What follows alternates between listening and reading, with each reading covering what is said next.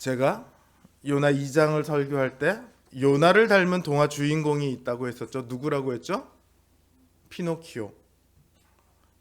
근데 피노키오보다 더 요나와 비슷한 존재가 성경에 있습니다. 예수님께서 하신 탕자의 비유에 나오는 첫째 아들이에요. 부자 아버지 밑에 두 아들이 있습니다. 둘째가 자기 뜻대로 자기 마음대로 살고 싶다고 아버지한테 가서 자기 유산을 받아가지고 나가요. 돈을 물 쓰듯이 쓰고 즐기고 싶은 대로 즐겼죠. 어느 날 보니까 자기에게 아무것도 남은 게 없습니다. 그제서야 아버지 집에 있을 때가 얼마나 좋았는지를 깨닫고 아버지에게 돌아와요. 아버지는 그런 아들을 기쁘게 맞아줍니다. 너 그 돈 다 썼어? 뭐 하는 데 썼어? 이렇게 따지지 않고 그 아들을 기쁘게 맞아들여서 잔치를 벌입니다. 온갖 좋은 것들을 다 갖다 먹입니다. 이런 모습을 보고 첫째가 뿔이 나죠. 둘째는 지 몫을 받아갖고 나가서 다 잃고 돌아왔는데 왜 둘째를 그렇게 기쁘게 맞이하냐는 거죠. 따지고 보면 둘째를 먹이기 위해 잡은 그 소도 사실은 자기 거여야 되고, 그렇죠? 그 양도 자기 거여야 되고, 그런데 자기는 하라는 일을 다 했는데 자기보다 둘째를 더 반기는 것 같으니까 심통이 나는 거죠.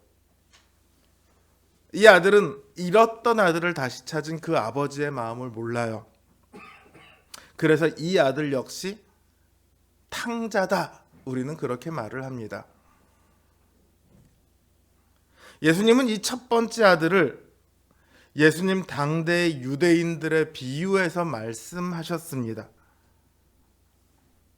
오늘 본문에서 나오는 요나의 모습은요, 이들이 포로로 잡혀가기 전이지만, 이스라엘이 멸망당하고 포로로 잡혀가기 전이지만 예수님 때의 그 이스라엘의 모습을 고스란히 가지고 있습니다.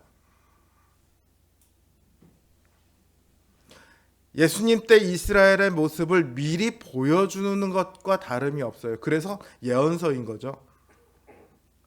요나서를 통해 보이는 요나의 행동은요, 결국 이스라엘의 모습입니다. 포로로 잡혀가야 하는 이유를 보여주는 것뿐만 아니라 포로에서 돌아오고 나서의 이스라엘의 모습까지도 보여주고 있습니다.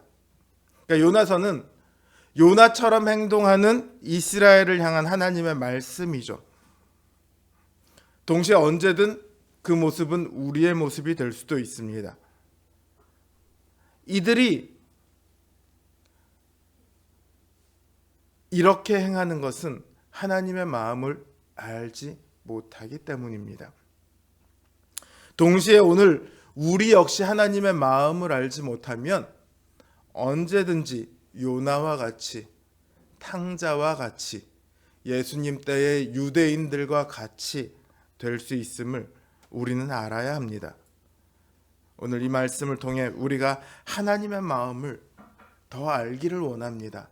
우리 안에 하나님의 마음이 우리 마음이 되었으면 좋겠습니다.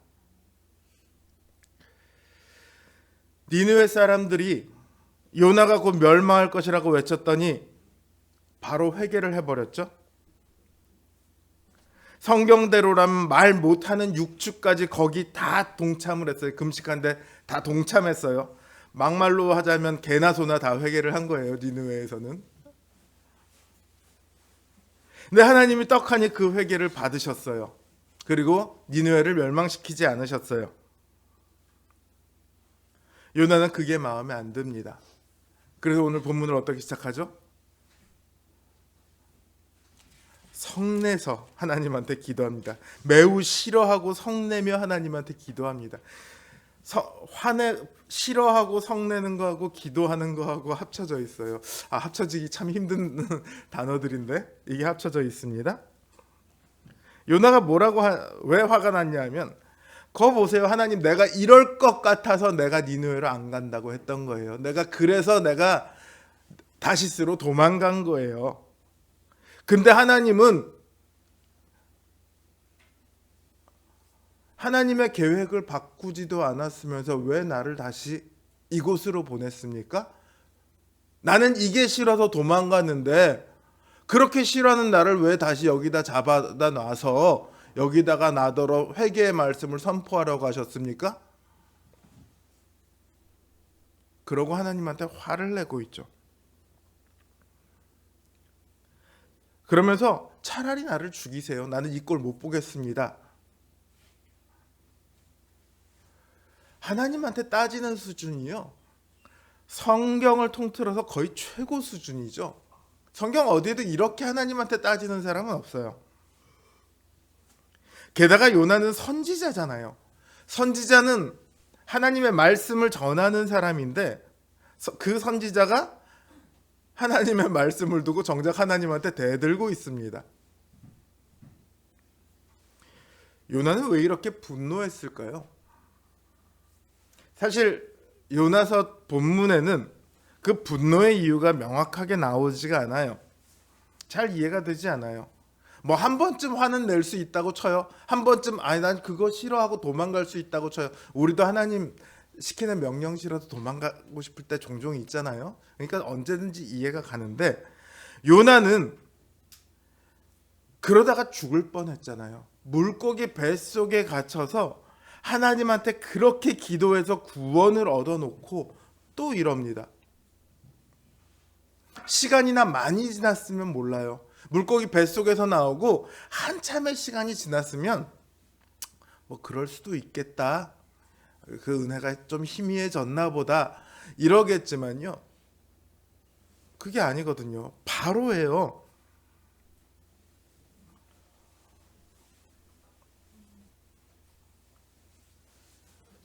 참 이해하기 힘든 사람이에요. 그렇게 따져보면 제가 세상에서 그렇게 방황을 하다가 하나님 앞에 딱 돌아와서 하나님을 그 은혜를 다시금 깨닫고 하나님 앞에 완전히 무릎 꿇고 나서는 저는 그래도 6개월 이상은 얌전히 순종만 하며 살았는데 잘 열심히 순종을 했는데 요나는 어떻게 이럴 수 있었을까? 내 한 사람이 아니라 요나를 당대의 이스라엘 사람들의 사고 방식으로 생각을 해보면 이게 이해가 돼요. 왜냐하면 그들에게 구원은요, 이 사람이 얼마나 잘 믿느냐, 율법을 얼마나 잘 지키느냐에 있지 않아요. 그들이 생각하는 구원은요, 아브라함의 자손이라는 것에 있어요. 아브라함의 자손이고 모세의 율법을 받아 가진 족속, 이 족속이니까 당연히 구원이 자기들에게 있는 거예요. 이게 없으면 구원을 못 받아요. 저들은 구원받을 자격이 없는 거예요. 자기들에게 구원받을 자격이 왜 있다고 생각해요? 난 아브라함의 자손이니까, 난 모세의 율법을 가진 족속이니까. 그러니까 자기들은 그런 하나님을 두고 다른 막 우상도 섬기고 율법도 어기고 막 이러고 있는 판인데 자기들은 구원받는 걸 당연하다고 생각해요. 근데 하나님께서는 아브라함의 후손도 아니고 율법도 없는 이 니느웨 사람들을 구원하겠다고 하시거든요.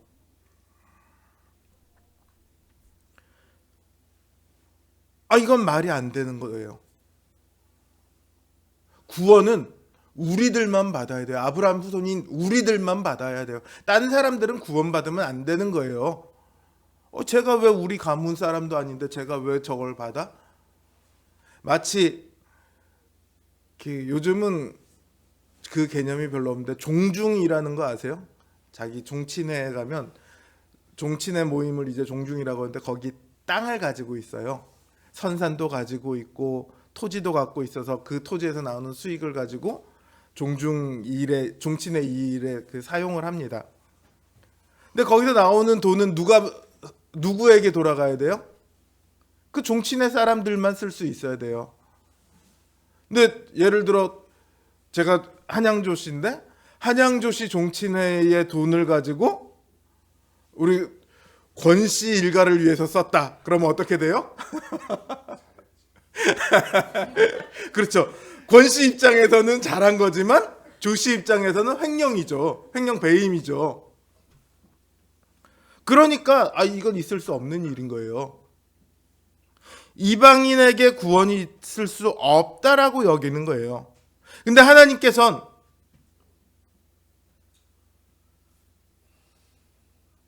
그러한 그들의 생각을 싫어하셨죠. 굉장히 싫어하셨죠. 하나님은 마음에도 없으면서 겉으로만 율법을 지키는 적, 위선을 행하는 것도 싫어했고요. 믿음도 없으면서 자기들은 구원받았다고 자부하는 것도 싫어하셨습니다. 그들은 구원이 혈통이나 자기들이 율법을 소유한 것에 달려 있다고 생각했지만 사실 구원은 그런 것에 달려 있지 않죠. 구원은 어디에 달려 있습니까? 하나님께 달려 있어요. 하나님께서는 구원하시고자 하는 사람을 구원하시는 거예요. 이스라엘 민족을 선택하신 것도 하나님이시고 그들에게 율법을 주신 분도 하나님이십니다. 성경이 이스라엘을 왜 선택했다고 하십니까? 이스라엘이 아주 선한 민족이라서 그렇습니까? 그렇지 않으면 온 세상에 그 강대함을 뽐낼 수 있는 크고 존귀한 민족이라서 그렇습니까? 아주 작고 보잘것없는 민족이어서 이스라엘을 택했습니다. 왜냐하면 그 이스라엘, 아주 작고 보잘것없는 이스라엘로 온 세상의 모든 강대한 민족을 다 깨부수고 그 위에 이스라엘을 세우심으로 이스라엘의 하나님이야말로 온 땅에 참되신 하나님이시라는 것을 알도록 하기 위해서죠. 그러니까 이스라엘은 하나님께서 선택하신 것에 대해서 어떠한 자부심도 가질 자격이 없는 거예요. 그냥 감사할 수는 있어도 나는 선택받은 민족이야 이런 자격이 있어야지 그런 자부심을 가질 수가 있죠. 하나님께서는요, 아브라함의 후손들 이스라엘 민족이 아니라 원하셨다면 저 원숭이를 가져다가도 얼마든지 이스라엘을 대신해서 세우실 수 있었어요. 하나님께서 원숭이로 말 못하게 하셨을까요? 충분히 하실 수 있죠. 하시고자 한다면. 하나님은요, 그게 누구이든 그 사람에게 은혜를 베풀어 구원하실 자격과 능력을 가지고 계세요. 근데 이스라엘 사람들은 그걸 뒤집어 버립니다. 그들의 생각대로라면요, 하나님께서 누군가를 구원하려면 이스라엘의 허락을 맡아야 돼요. 이스라엘이 원하지 않으면 어떤 사람도 구원하면 안 됩니다. 그게 말이 됩니까? 예전에 어떤 목사가 하나님 당신 꿇어 이런 표현을 했다가 난리가 한번 난 적이 있었죠. 비슷한 거죠. 요나가 화를 내는 게 무엇 때문입니까? 하나님이 자기 말을 안 들어서 화가 나는 거예요. 하나님 왜 내 말대로 안 합니까? 하나님 왜 내 마음대로 당신의 뜻을 바꾸지 않으십니까? 기도라는 게요, 하나님을 내 마음대로 움직이는 게 기도입니까? 기도의 궁극적인 목적은 내가 하나님의 뜻에 따라 변화되는 게 기도의 궁극적인 목적이에요. 내가 변화되는 게 아니라 지금 요나는 하나님대로 내 뜻대로 안 변했다고 화를 내고 있는 거예요. 세상에 이런 교만이 어디 있습니까? 3장에 보면 니느웨 왕이 회개하자고 하며 혹시라도 하나님이 우리의 기도를 들으실 줄 누가 아냐, 이렇게 했던 말하고 너무 비교되잖아요. 이 둘만 딱 놓고 보면 누가 진짜 하나님을 섬기는 사람입니까? 누가 하나님 나라의 백성 같습니까?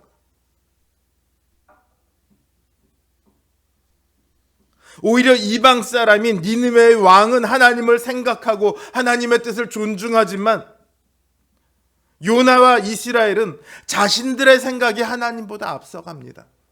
자신들의 생각이 하나님의 뜻을 지배해요. 율법도 없는 이방인들에게 구원을 주는 것은 불가하다고요? 그래서 하나님에게 따진다고요? 사실 따지면 그들이야말로 정말로 하나님에게 구원을 받는 것이 불의한 것 아닙니까?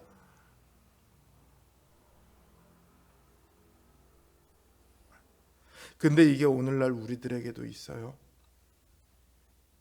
우리가 믿으니까 하나님은 우리를 구원하셔야만 합니다. 우리가 기도하니까 하나님은 응답하셔야만 합니다. 내가 매일 성경 읽고 내가 매일 기도하니까 하나님은 내게 복 주셔야만 합니다. 우리는 원칙을 잘 지키니까 하나님은 우리에게 상을 주셔야만 합니다. 이런 마음이 있어요. 미국의 2차 대각성운동 때 대부흥 시기에 그 부흥운동을 이끌었던 찰스 피니라는 목사님은 뭐라고 얘기했냐면, 우리가 정확한 방법을 사용하면 하나님께서는 부흥을 주실 수밖에 없다, 이렇게 말을 합니다. 하나님을 시스템에 끼워 맞추는 거죠. 오늘날 이 영향이 오늘날까지도 여전히 남아 있습니다. 각 교회마다 시스템을 어떻게 구축할까에 대해서 굉장히 많은 관심을 가집니다. 어떤 교회가 이러한 방식으로 전도를 해서 잘 됐다더라, 전도 세미나를 열면 엄청나게 많은 사람이 몰려듭니다. 거기 참석했던 어떤 목사님 말씀을 빌리자면, 이 세미나에서 보였던 사람들이 저 세미나에서 보이고 또 다른 세미나에서 보이고 매일 세미나만 열심히 찾아다닌다고 하더라고요. 뭐 다 그런 건 아니겠지만, 하나님의 생각, 하나님의 뜻보다 방법이 더 우선시 될 수 있다. 하나님의 뜻보다 내가 하는 열심이 더 우선시 될 수 있다. 이걸 한마디로 말하면 공로주의라고 합니다. 내가 공로가 있어요. 이걸 예수님 시대로 돌려가면 그게 바로 율법주의가 되는 거예요. 마치 우리가 옛날에 정한수 떠놓고 치성 드리듯 선앙당 지나갈 때 돌 하나씩 쌓고 기도하듯 하고 가듯 그런 식으로 하나님을 대하고 있다는 거죠. 이게 바로 요나와 이스라엘의 분노입니다. 배은망덕한 분노라고 할 수 있죠. 그러니까 그들은 감히 하나님께 따질 수 있었던 거예요.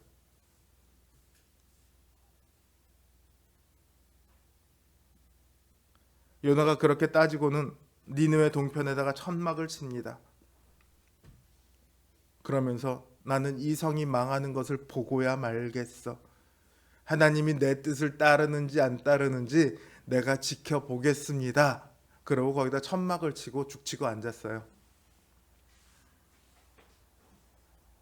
근데 이게 여름이 되면, 낮이 되면 볕이 막 따가우니까 하나님께서 요나의 머리 위에다가 박넝쿨을 순식간에 확 자라게 하셨어요.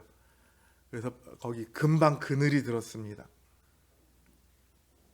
요나는 이 박넝쿨이 어디서 왔는지 알죠? 왜냐하면 없던 곳에서 갑자기 생겼으니까. 이 박넝쿨을 너무 좋아합니다. 뜨거운 한여름에, 한낮에 그늘에서 더위를 식힐 수 있으니까 좋죠. 근데 하나님께서 벌레를 보내셔서 그 박넝쿨을 순식간에 또 갈아먹게 만들어 버리세요. 박넝쿨이 사라져요.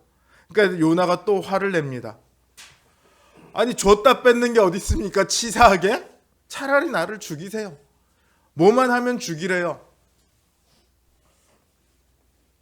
내가 죽는 한이 있어도 하나님 그렇게 행동하시는 건 내가 못 보겠어요. 이런 뜻이죠.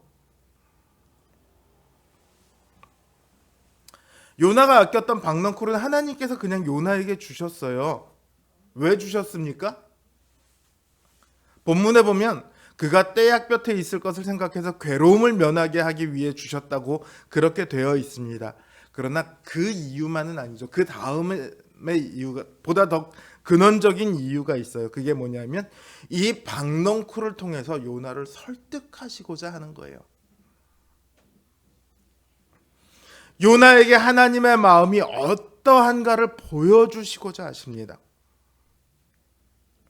저는 이렇게 행동하신 하나님이 너무 놀라워요. 저 같으면 요나를 향해서 제가 하나님이었다면 화내고 두들겨 팼을 것 같아요. 다시 한번 물에 빠뜨리고 이번엔 물고기도 안 보내주고 막 물에 넣었다 꺼냈다 몇 번 하면 말 잘 듣지 않을까요? 근데 하나님은 그렇게 안 하세요. 요나를 그렇게 두들겨 패시는 대신에 오히려 요나를 이해시키려고 하십니다. 하나님께서는 요나가 이스라엘이 그리고 나아가 오늘 우리가 하나님의 마음을 깨닫기를 원하세요. 하나님한테 죽도록 불순종하고 대들고 성내면서 차라리 날 죽이세요 하고 있는데도 하나님께서는 참으십니다. 오늘 보면 2절을 보면 요나가 하나님께서는 은혜로우시며 자비로우시며 노하기를 더디하시며 인애가 크셔서 뜻을 돌이켜 재앙을 내리지 아니하신다고 말하고 화를 내고 있지 않습니까? 그런데 사실 그 하나님의 성품 덕분에 이스라엘이 구원을 얻었습니다.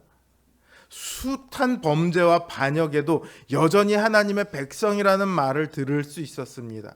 요나도 그러한 성품 덕분에 그 바다로부터 다시 살아나온 것 아닙니까? 그 하나님의 성품이 니느웨를 향했던 그 성품이 지금 요나가 불평하고 있는 그 요나에게 또다시 향하고 있습니다. 하나님께서는 니느웨를 향해서만 참고 계신 것이 아니라 요나를 향해서도 지금 참고 계시죠. 요나에게 재앙을 내리는 대신에 심판을 하시는 대신에 요나를 깨우치기를 원하십니다. 화를 내고 있는 요나에게 같이 화를 내시는 대신에 요나를 달래십니다. 그게 바로 하나님의 마음이죠. 니느웨를 향한 그 마음이 사실은 너와 너의 민족을 향한 마음이다. 하나님은 행동으로 그 마음을 보여주고 계신 겁니다. 이 하나님의 성품이 요나뿐만 아니라 오늘 우리에게 동일하게 베풀어집니다.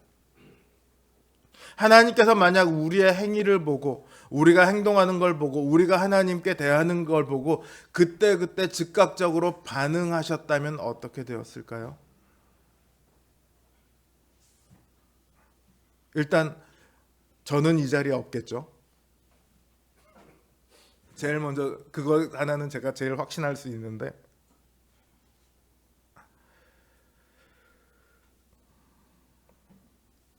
만약 하나님께서 그때 심판을 하시고 재앙을 내리신다면 이 세상에 존재할 사람이라고는 아무도 없겠죠. 아마 이미 아담과 하와가 범죄했을 때 인류의 운명은 거기서 끝이 났을 겁니다. 그게 맞겠죠? 그러나 하나님께서는 그렇게 심판하는 대신에 은혜를 베푸세요. 자비를 베푸셨습니다. 노하기를 더디하시며 인애를 우리를 향해 품으셨습니다. 그 하나님의 마음이 오늘도 우리를 향하고 있습니다. 그래서 우리가 살아있죠. 그래서 우리가 하나님 앞에 오늘 이렇게 서서 나와 예배를 드리기도 하고 때로 하나님에게서 도망치기도 하고 때로 하나님께 대들기도 하고 때로 하나님 앞에 순종하기도 합니다. 그래도 하나님께서는 끝없이 참으세요. 옛말 중에 무골호인이라는 말이 있습니다. 들어보셨어요? 무골호인이란 말 못 들어보신, 우리 젊은 층은 못 들어봤을 거예요. 뼈가 없는 것처럼 그저 마냥 좋은 사람이다. 뭐죠? 이런 뜻이에요. 한마디로 속이 없는 사람이에요. 속이 없는 사람을 보면 주위 사람들이 보통 한마디씩들 합니다. 야, 너는 배알도 없냐? 뭐 이러고 한마디 해요. 너는 속도 좋다. 때때로 손가락질도 하죠. 그래도 속 없는 사람은 마냥 좋다고 그래요. 이래도 웃고 저래도 웃습니다. 그걸 무골호인이라고 그래요. 하나님께서 꼭 우리를 대하실 때 그렇게 무골호인처럼 대하세요. 생각해 보세요. 하나님이 창조하신 인간인데 그 인간을 구원하기 위해 그 아들 예수 그리스도를 십자가에 죽도록 하셨는데 하나님이 어디 있냐고 외치는 사람들이 있어요. 예수 그리스도가 무슨 하나님의 아들이냐, 다 조작이다 외치는 사람들이 있어요. 하나님을 믿는다고 하면서 믿음은 어디다 팔아치우고 자기 입속만 차리는 사람들이 있어요. 그걸 하나님이 왜 참고 계시죠?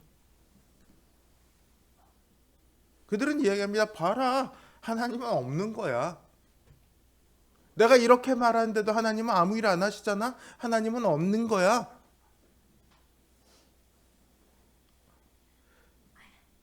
그 조롱을 받으면서 그 오해를 받으면서까지 하나님은 계속해서 참고만 계십니다.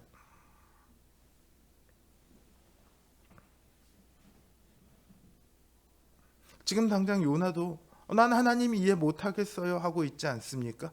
선지자도 그렇게 말하고 있잖아요. 그래도 하나님께서는 우리를 향해 참으시고 인내로 대하시는 것을 멈추지 않습니다. 그 하나님이 우리의 하나님이세요. 그 하나님의 은혜가 오늘 우리를 향하고 있습니다. 왜 하나님께서는 자기 선지자에게, 자기 백성에게 삿대질을 당할 정도로 항의를 받으면서도 그럴 거면 차라리 나를 죽이세요 소리를 들으면서까지도 참고만 계실까요?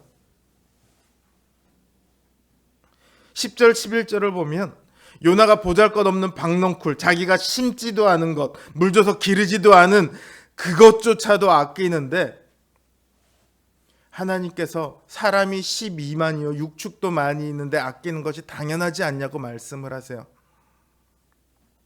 하나님은 이들이 가치가 있어서 아낀다고 말씀하시지 않으셨습니다. 하나님께서는 이들이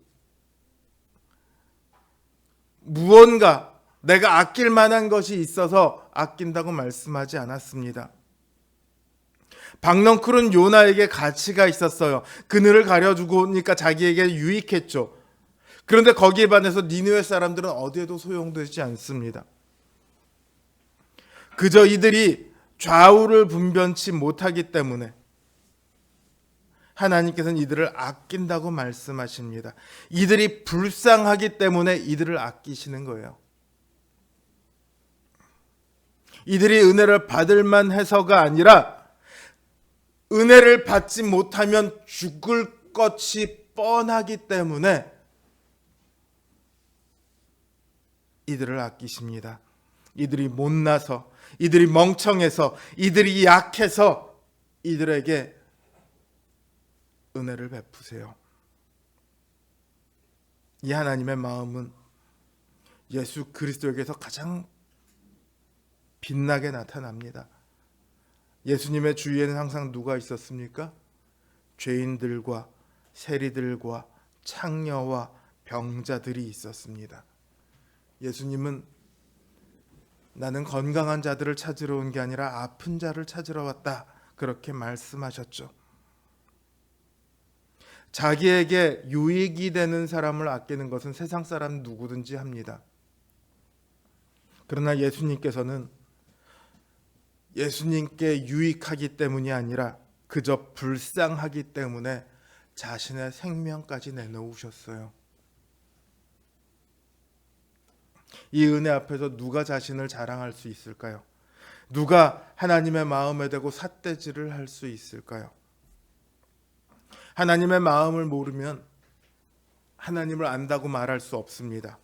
하나님의 마음을 깨닫지 못하면, 하나님의 마음을 잃어버리면 언제든지 우리도 요나처럼 이스라엘처럼 될 수 있습니다. 저는 어쩌면 오늘날 한국 교회가 이렇게 손가락질 받는 이유 중에 가장 큰 이유가 이 하나님의 마음을 잃어버렸기 때문은 아닌가 싶습니다. 전도는 열심히 하는데 교회의 사람 수는 어떻게든지 늘리려고 애를 쓰는데 거기에 하나님의 마음은 없는 거죠.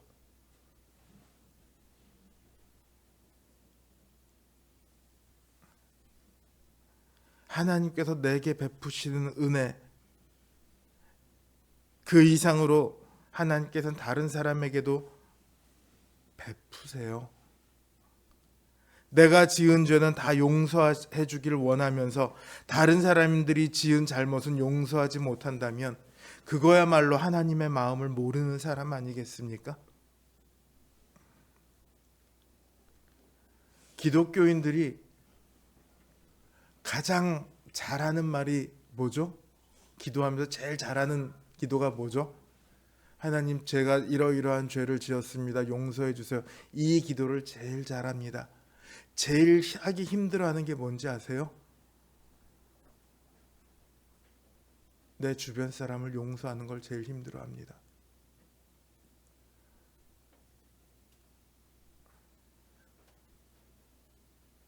하나님의 마음을